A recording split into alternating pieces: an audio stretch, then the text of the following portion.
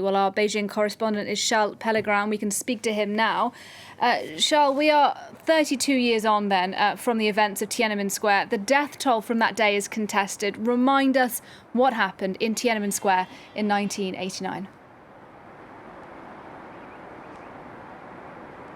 Well, what's interesting about that date of June 4th, 1989 is that it's defined as much by the events that preceded it, in the months that preceded it, as much as what happened on that night between June 3rd and June 4th, 1989.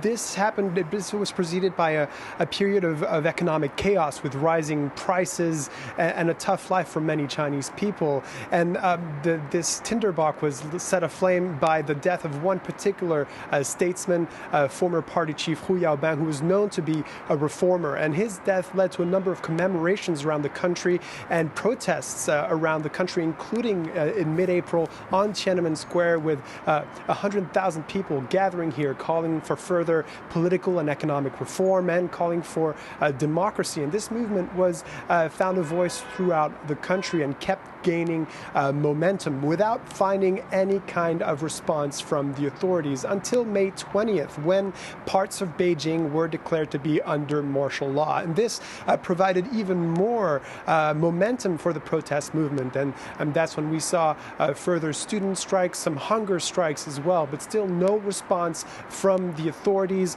until the night of June 3rd, when the army was called in to dislodge all the protesters on Tiananmen Square, and the number of killings that we saw throughout that night until the early hours of June 4th. Now, officially, the authorities here in Beijing say there were about 300 deaths, mostly of soldiers, with just 23 students killed. But obviously, human rights activists and advocates for the families of the people who were killed on that date of June 3rd and June 4th, 1989, say that the number of casualties could be in the thousands.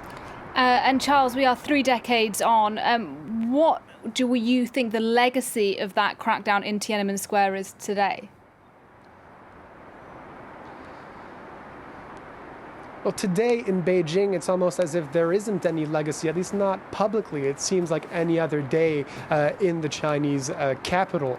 And this because the official narrative here is that this Tiananmen Square, which some people call a massacre, here it's only known as an incident where protesters were being manipulated by foreign forces. And this narrative has been used again recently in 2019 to explain the protests that took place in Hong Kong, those pro-democracy protests. And there are no commemorations. It's not discussed at all in the public education system. It's in no history class, and it's being censored on social media. So people are finding very clever ways of being able to commemorate these events through a number of ways on social media. But still, a lot of social media accounts are being suspended today.